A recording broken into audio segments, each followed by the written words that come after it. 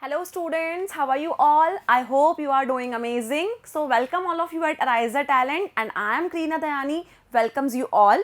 So AriserTalent is actually an online learning platform where you can get a wide variety of the courses you are desired for, whether it has been NTSE, CBSE, JEE and NEET. So our expert faculty lectures are available to you on our website, and for learning more and more you have to just subscribe our channel, and some of the video lectures are also freely available on your website for your guidance. So go through each video, and if you found that you will get an extra knowledge, just subscribe our channel. So AriserTalent is actually a platform which is providing you all the content you are desired for along with the solutions of the problems you are seeking for, because sometimes what happens, you do not get a solutions of the problems you want for, and because of that drawback you will not compete with the other levels you are desired for. It means for competing you cannot leave that questions. So if you want a particular solution for each question, you can go through our website, and in our doubts section you can also ask for us about the doubts that came in your mind. So basically you have to subscribe our channel for getting the entire videos from our faculties. We have an experienced faculties. Our masters in chemistry, physics, bio as well as maths will provide you a particular solutions you are needed for. So let's begin with the today's thought, and the today's thought is, an investment in knowledge always pays the best interest. So what you have to do, you have to always invest in your knowledge only, because if you are investing in knowledge, it will come with an interest only. Because if we are going to desire any knowledge, and if you are going to have some knowledge about any particular field, then it always comes with the interest. Because if you are going to learn one thing in extra, you will also get an idea about the other thing, and this will possible only on our platform with our expert faculties. So this is the quote of the day. Keep it in your mind and follow it. So what we were discussing in our previous lecture, we have discussion about the Fleming's left hand rule and the right hand rule. So this is actually a very important rule we have discussed.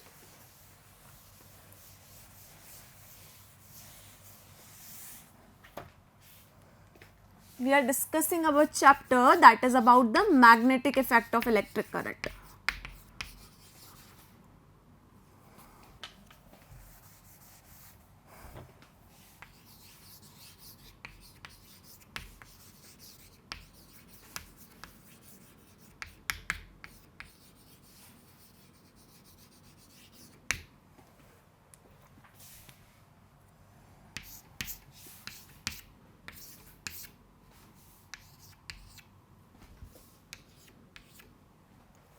So in our previous lecture, we have a discussion about the Fleming's left hand rule and the Fleming's right hand rule. I know you have a bit confusion regarding this chapter, because this topic, whenever I studied in my previous classes, that whenever we were kids and we were studying that chapters, we also found some difficulties that what will be the left hand rule and what will be the right hand rule. So don't get confused with this. I will provide you the extra question which will help you to understand that what will be the direction of current and magnetic field in a particular case. So we will deal with some problems, so this topic might be very clear to you. But now, after Fleming's left hand rule and the right hand rule, we are starting with our new topic, that is about the magnetic flux. So in our today's lecture, basically we are going to cover two major topics of this chapter, that is about the magnetic flux and Faraday's law of electromagnetic induction. So today we are going to cover two major topics, that is magnetic flux and second, Faraday's law. So in our today's class, we are basically going to deal with these two important topics. This is again a very important topic. Each and every topic from your part, that is current, electricity and magnetic effect of the electric current, is very important, and generally numerical questions in the competitive exam will be arises from such part, but in your CBSE exam you will get a theoretical questions also regarding this part. So Let's begin with the magnetic flux first. Now, what is magnetic flux? Magnetic flux is actually a number of magnetic lines passing through a given area. It means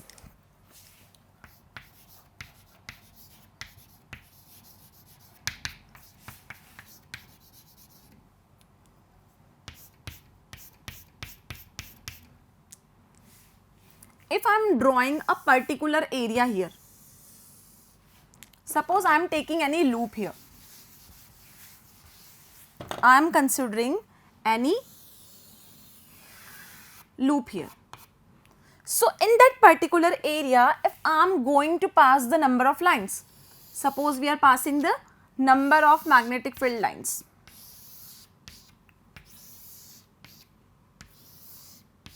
So, in a particular loop, you can see that there will be the passes of magnetic field of lines.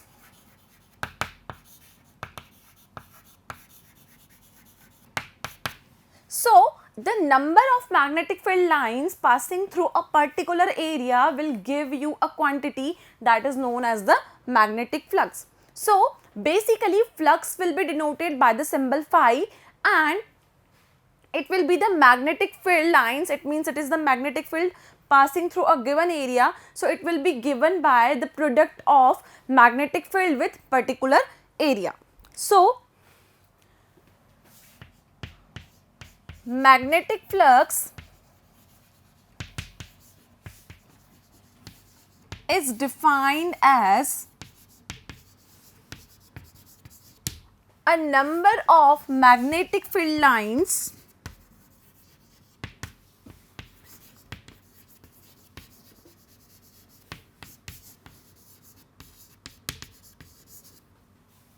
passing through given area. So, the number of field lines will give you a new quantity that is known as the magnetic flux we have, and it is basically denoted by a symbol phi. It is denoted by a symbol phi. So, phi will be the symbol for denoting the quantity that is known as the magnetic field. So, I am saying that these are the magnetic field lines. So, the magnetic field will be indicated by B, and it is passing through a particular area. So, area will be denoted by A. So, if I am considering any of the magnetic field line which is making an orientation with area with an angle of theta, then the product of magnetic field and area will give you a quantity that will be known as your flux. So,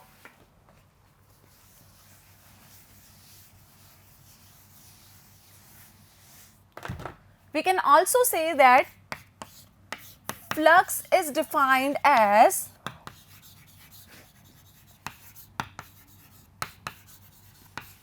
the product of magnetic field and area.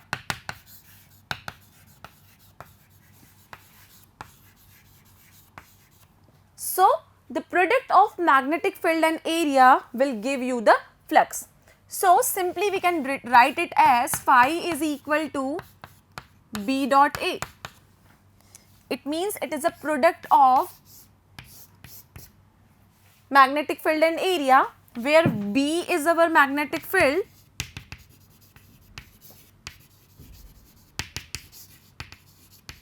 and A will be our area.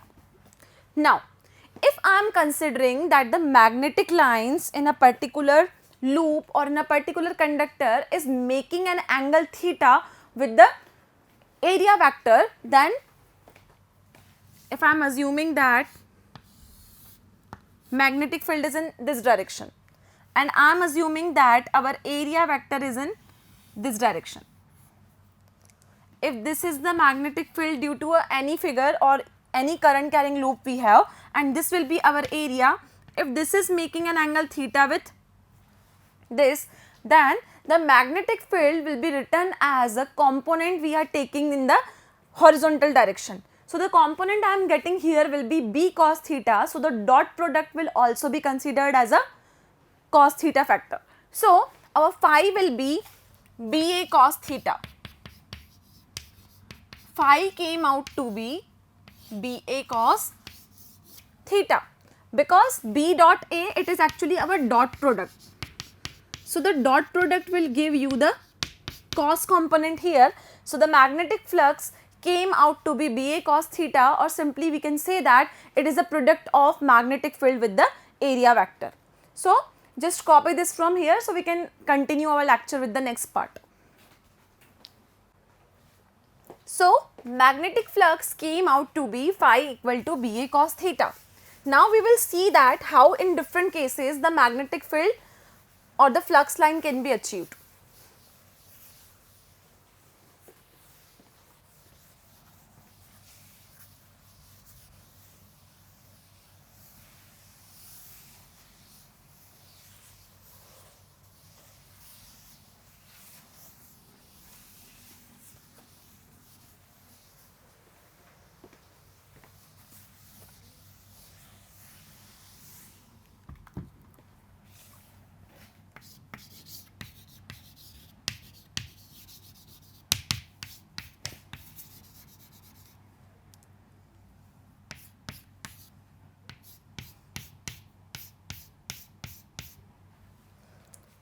So if in my case number 1, I am assuming that I had given a plane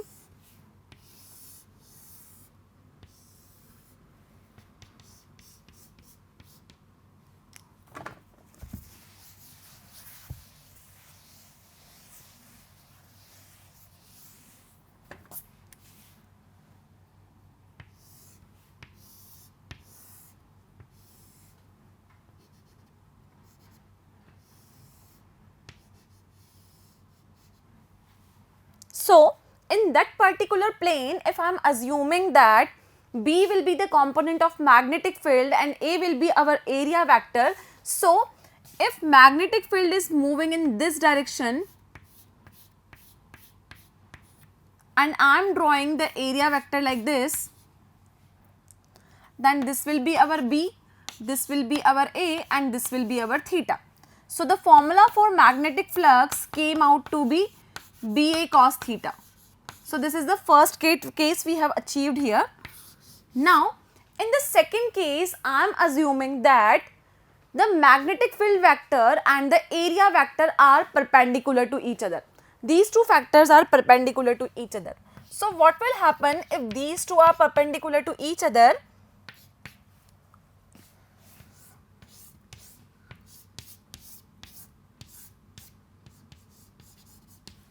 If here these two factors will be perpendicular to each other, so what we have to do?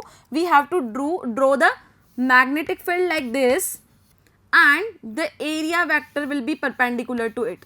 So here the theta will be 90 degree now. If the value of theta is 90 degree in this case, I can write here BA cos 90. BA cos 90, and what will be the value of cos 90 here? The cos 90 is 0. Cos 90 is 0. So I will get here phi equal to BA into 0 and it came out to be 0. So when the field and area are perpendicular to each other, we are getting that the value of the magnetic field flux will be 0. If the value of magnetic flux is 0, we can say that we are having an outgoing flux. It means flux is 0. Now our case number 3 will be, so this is our second case we have. Now let's move to case number 3.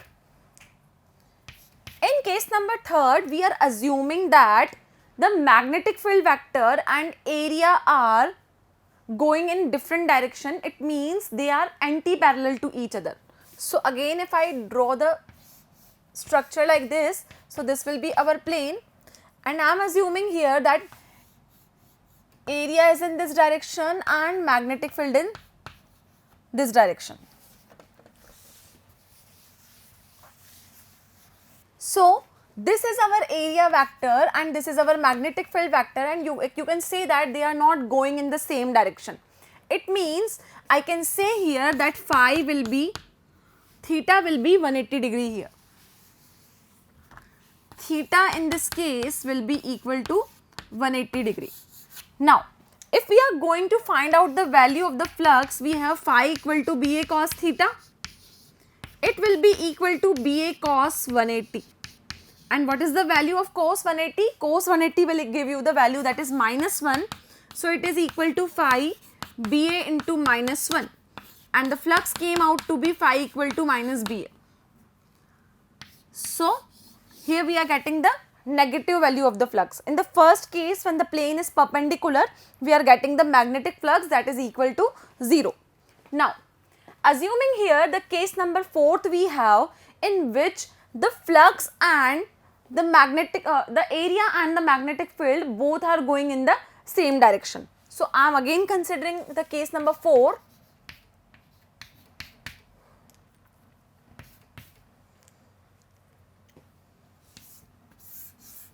This is our plane, and now what will happen in this plane?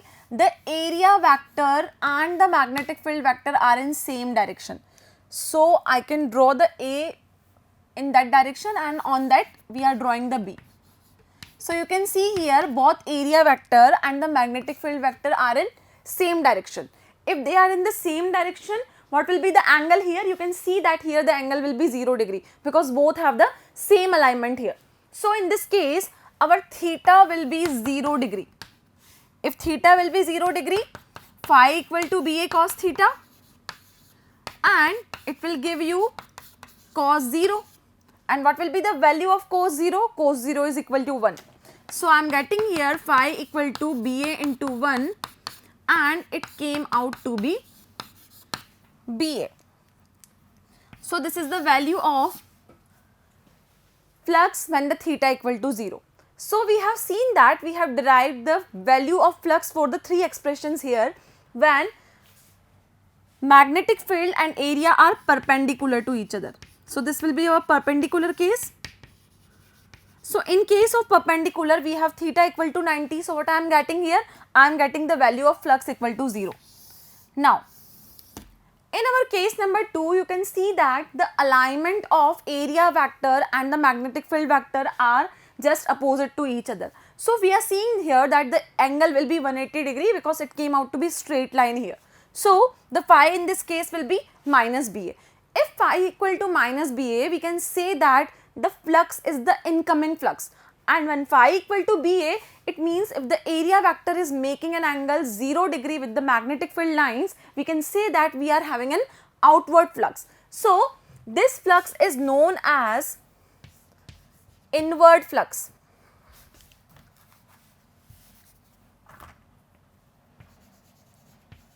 This is the inward flux we have, and this is outward flux because flux is going outwards.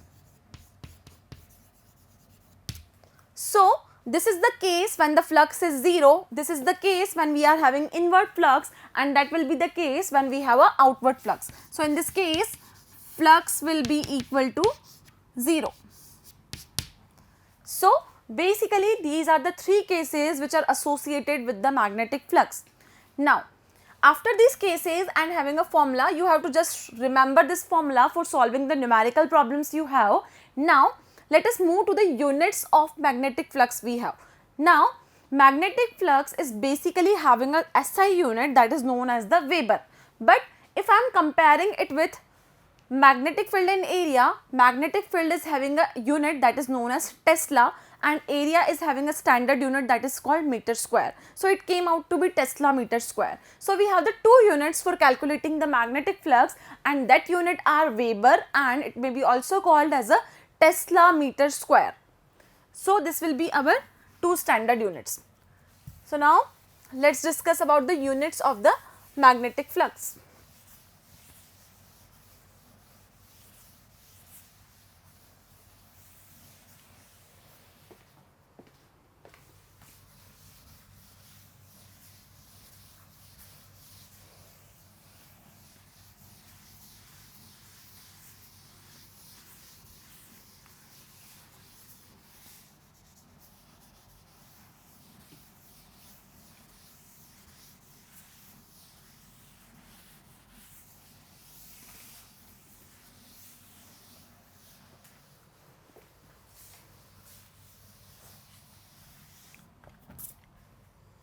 So our next topic is about units of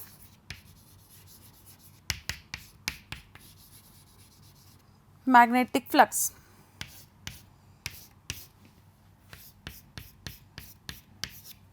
Now, magnetic flux is given by B dot A. This is a formula for calculating the magnetic flux. We have unit of magnetic field that is equal to Tesla. Unit of magnetic field is Tesla, and unit of area is meter square. The standard unit for calculating the area is meter square here. So I can say that the unit for magnetic flux will be Tesla meter square. So its unit will be Tesla meter square. So this will be the unit for the magnetic flux we have. We have another standard unit, that is Tesla meter square is also known as the Weber. So SI unit of magnetic flux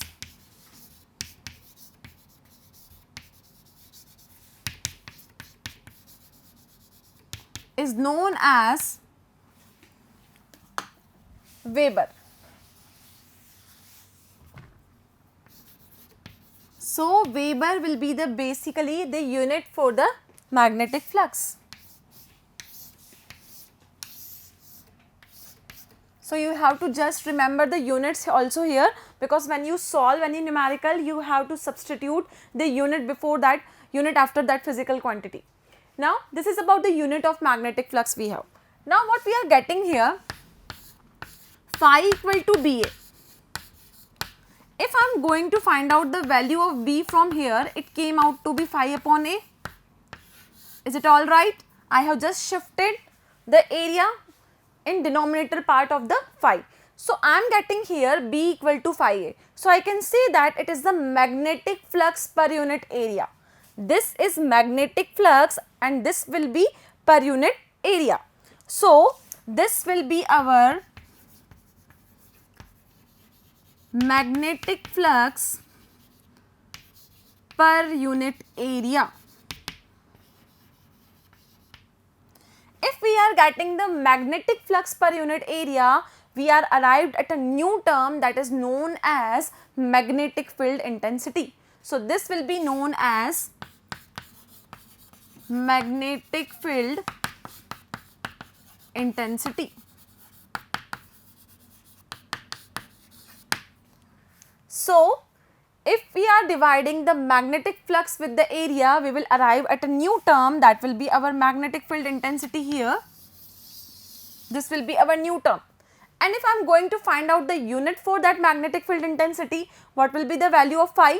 The unit for phi will be Weber, and for the area we have a unit meter square. So it came out to be Weber per meter square.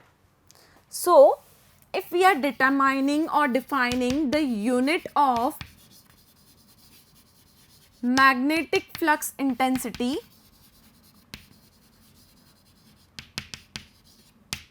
so the unit for magnetic field intensity came out to be Weber upon meter square. So we can say that it will be equal to Weber per meter square. So this will be the unit of magnetic field intensity I am getting here. So this is all about the magnetic flux we have discussed here. Again, this is a very important topic also from theoretical point of view and numerical point of view. So I hope the magnetic flux has been clear to you. So now we are proceeding to our next topic, that is again a very important topic, and it is known as the Faraday's law. So just copy it from here so we can proceed to our next part. So after magnetic flux, let's begin with the Faraday's law. So our next topic is all about the Faraday's law,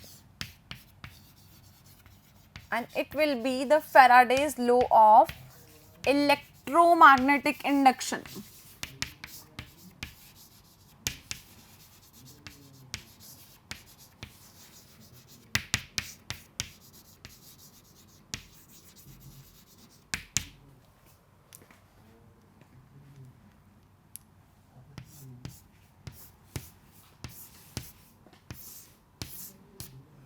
Now, Faraday actually gives the two laws of the electromagnetic induction. So, what happen here, whenever you see that a electric flux, or we can see that a magnetic flux is changing in the circuit, it means that the magnetic lines of the force, it's cut by a conducting wire, then always a EMF is induced in the circuit. And if you have a closed circuit, there will be the induced current in the circuit too. What will happen? If magnetic flux linked with the circuit changes, then there will be the induced EMF in the circuit. So, basically Faraday gives the two laws for the electromagnetic induction. So, we have two laws here, that is Faraday's first law and Faraday's second law. So, there will be the two laws for the electromagnetic induction we have, which is known as the Faraday's first law and Faraday's second law.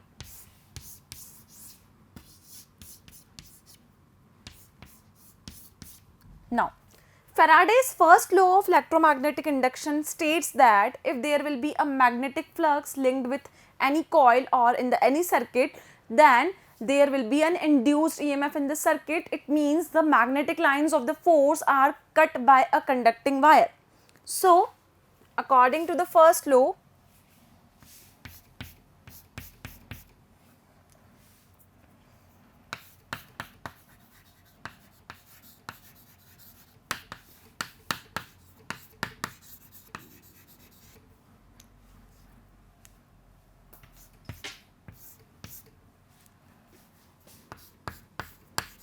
if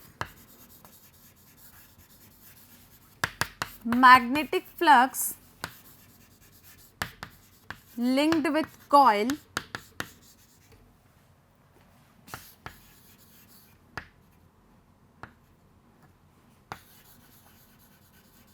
changes, then there will be EMF induced in the circuit.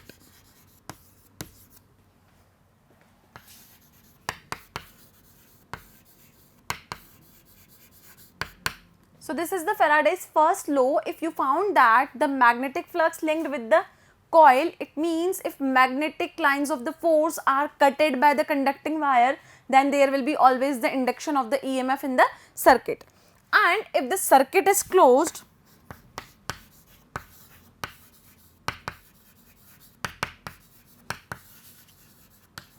then there will be induced current in the circuit.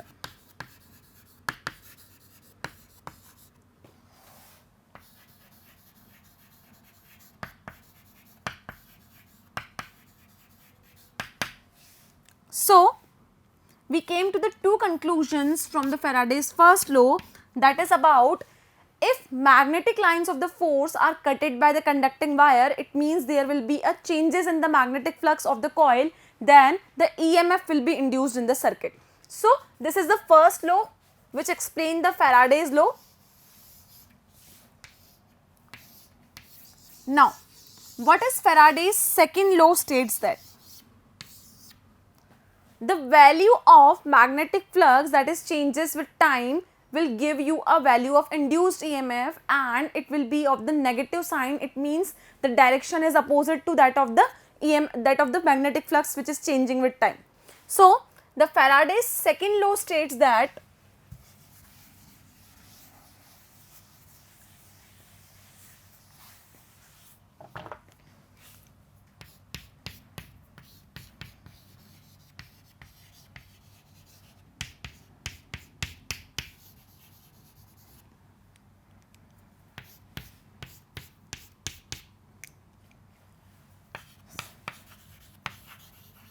the change of magnetic flux with time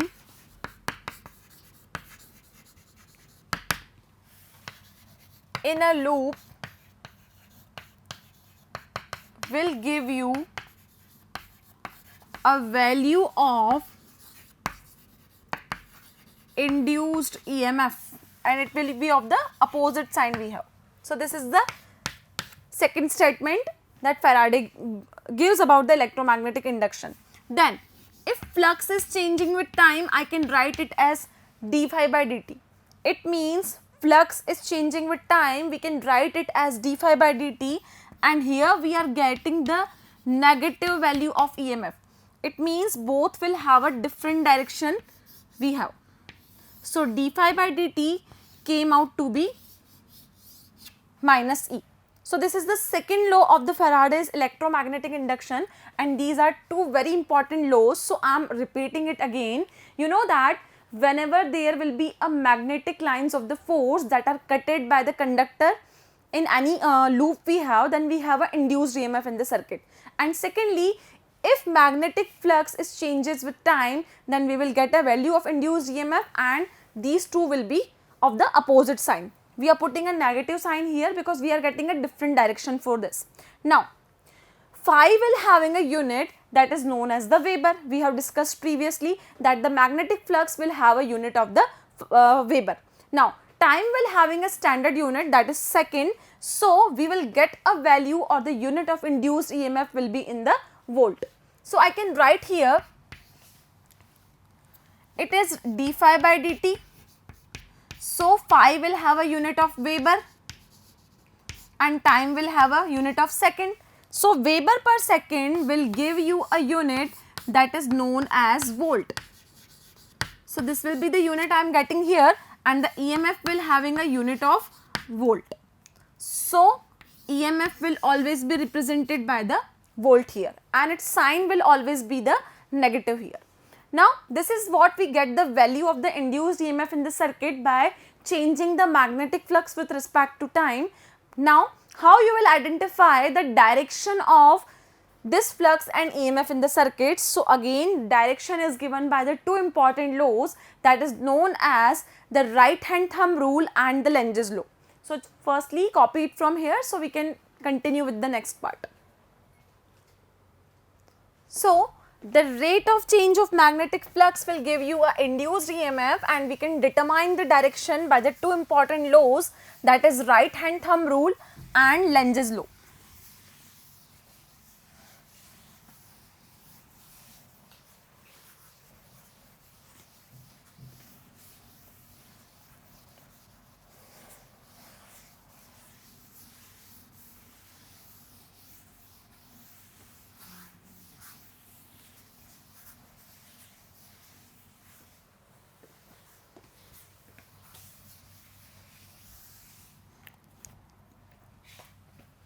So, our next topic is about direction of induced EMF. So, basically direction of induced EMF in the circuit can be determined by the two important laws again, that is known as the right hand thumb rule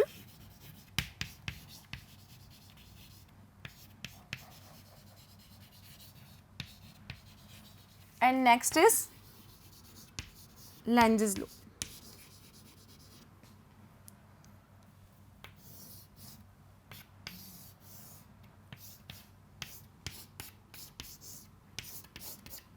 Now, the first rule is the right hand thumb rule. You also know that you have a little idea about this rule because we have also discussed this rule previously in case of the Fleming's left hand rule and the right hand rule.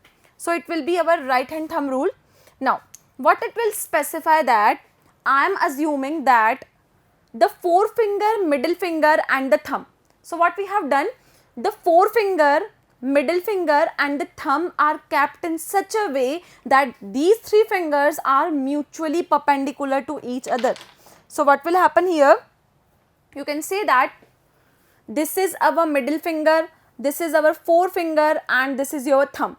So, these three are mutually perpendicular to each other. If they are mutually perpendicular to each other, then the middle finger will give you a direction of the current. Forefinger, it means F and F, forefinger will give you the direction of the field and the direction of the motion. It means induced EMF. Induced EMF will be given by the thumb. So, what you have to do, you have to keep all the three fingers of your right hand in a mutually perpendicular way. So, we can do like this. it means this is forefinger and this finger will give you the direction of the field.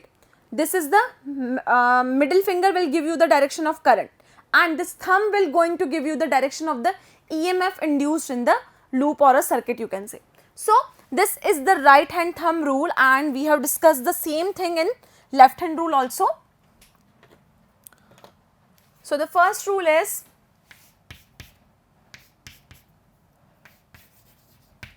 right hand rule.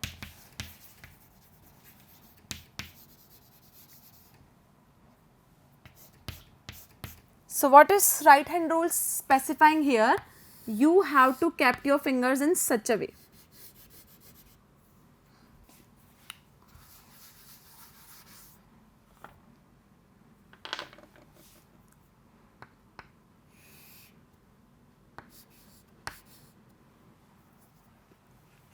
So if I am assuming that this is my right hand and I am showing you like this, and if I am going to specify like this, then I have to consider the directions like this. So whatever the convenient, you can imagine and visualize the direction accordingly to you. So if this is my right hand and I am saying that I have to keep 3 fingers mutually perpendicular to it, so I have to draw like this. Here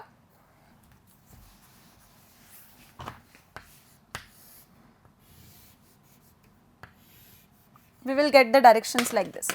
Now if I am visualizing or imagining that I have the 3 directions here and I have kept these 3 fingers mutually perpendicular to each other, then the thumb will give me the direction of induced EMF, this forefinger will give you the direction of magnetic field, and the middle finger is going to give you a direction of the current in the circuit.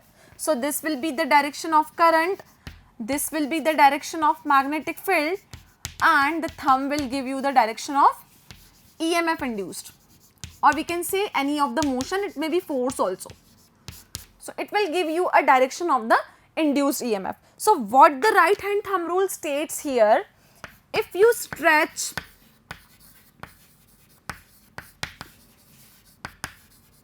forefinger, middle finger and thumb of your right hand in such a way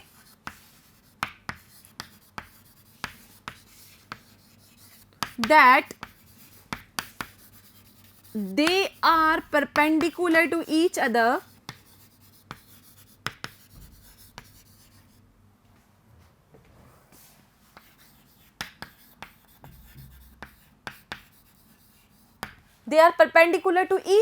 then what we will specify from here, the thumb will give you the direction of induced EMF. We will get the 3 things from here. These 3 things are middle finger, thumb and forefinger. We are comparing the 3 fingers here. Then the middle finger will give you the direction of current,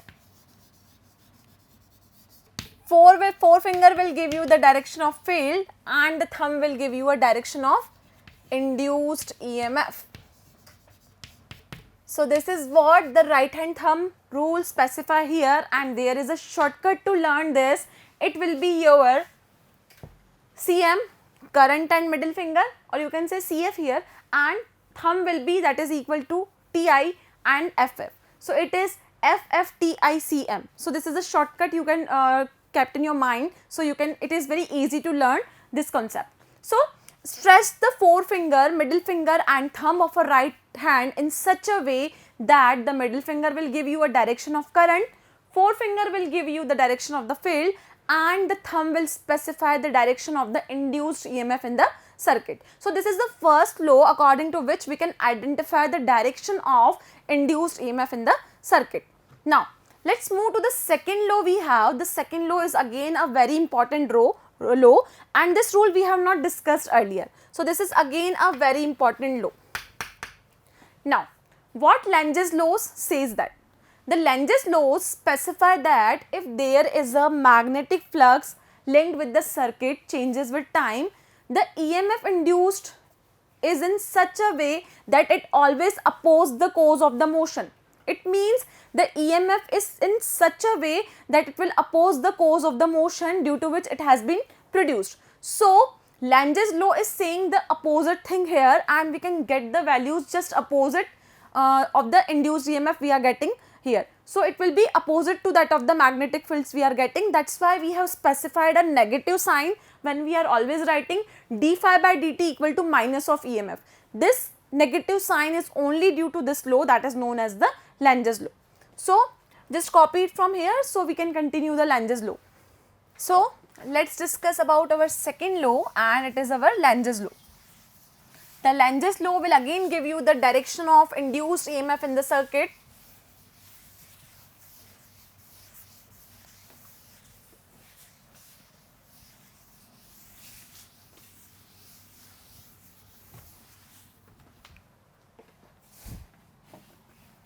So, the second law is about Lenge's law.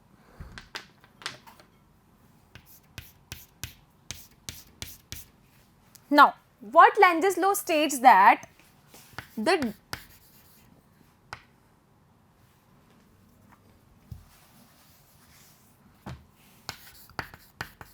according to Lenge's law,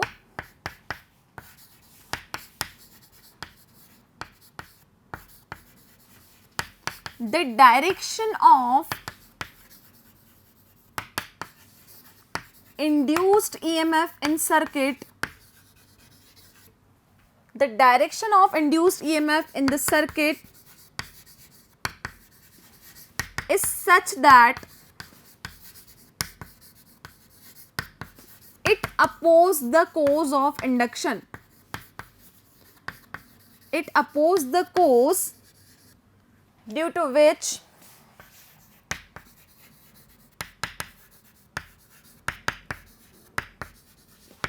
it is induced. It means this Lenge's law will give you the direction of induced EMF in such a way that it always opposes the cause due to which induced. It means this law is applicable only for the closed circuits we have, because in closed circuit we will get a value of the direction of the induced EMF or current. It means for the closed circuit we cannot calculate the induced EMF in this case, but we can calculate it for the open circuit. So, we can calculate it for open circuits. We will get a different value of the induced EMF for the open circuits. Now, let us understand the Lenge's law in more detail.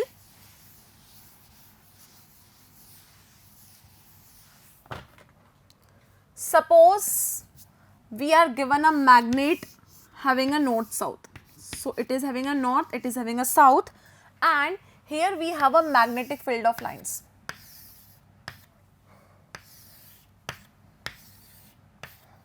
And here we have a loop.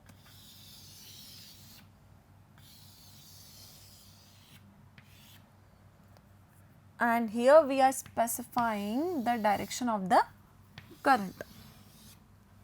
Now, what will happen in this case? We are understanding the Lenge's law with this representation. I am taking this magnet towards this coil. This is the circular coil, and I have mentioned the direction of the magnetic field here. If I am going to brought this magnet near this loop, you can see that the direction of the induced current or induced EMF in the circuit is such that it always opposes the cause of the motion. It means if you are carrying this magnet or moving this magnet towards the loop, if we are carrying this magnet towards the loop, what will happen? It will oppose the motion which is causing it. If it is opposing the motion, then we will get the opposite direction of the induced EMF or the current. Then the current flowing in this loop will always be in anti-clockwise direction as you are carrying the magnet towards it. So, what will be the value of the direction of the current in this case? The direction of the current in this case will be in the anti-clockwise manner. So we will get the direction here, that is anti-clockwise. So we can say that direction of induced current will be anti-clockwise. So the current will be in the anti-clockwise direction in this case. So this is the how the Lange's law is actually working. You have to just remember one point: when there is a magnetic flux linked with the circuit changes, then EMF will be induced in the circuit, and the Lange's law says that the induced EMF in the circuit is such that it always opposes the cause due to which it is happening. So this is what actually the Lange's law we have. Now you can see that if there is an induced EMF in the circuit and there will be a heat loss in this circuit also, so the loss of the heat is to be compensated by increasing some other heat, or we can say that by decreasing some other factor, because we have to apply here the law of conservation of the energy. It means law of conservation of energy states that energy must be conserved for the system. So if one energy is increasing, you have to keep the another energy at a low value so it can be equalize the circuit. So in case of the Lange's law, the heat is produced in the circuit. So what you have to do, we have to keep the kinetic energy low. For if the kinetic energy is low in this circuit, we can say that Lange's law is following the law of conservation of energy. So one more point I can conclude it from here, that if there is an induced EMF in the circuit, if there is an induced EMF in circuit, you can say that heat is produced in the circuit. Heat will be produced in the circuit, and if this heat is produced, it means this heat is increasing. You have to decrease the kinetic energy here so you can balance both these energy. So what you have to do? You have to decrease the kinetic energy.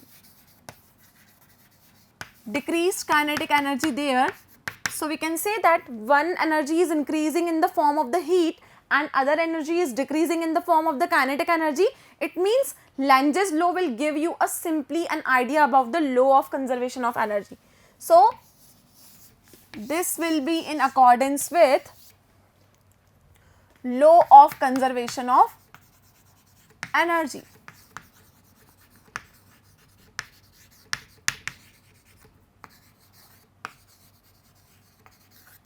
So we can say that this Lange's law is following the law of conservation of energy. So this is all about the Lange's law we have. In our today's lecture, we have a description about the magnetic flux we have.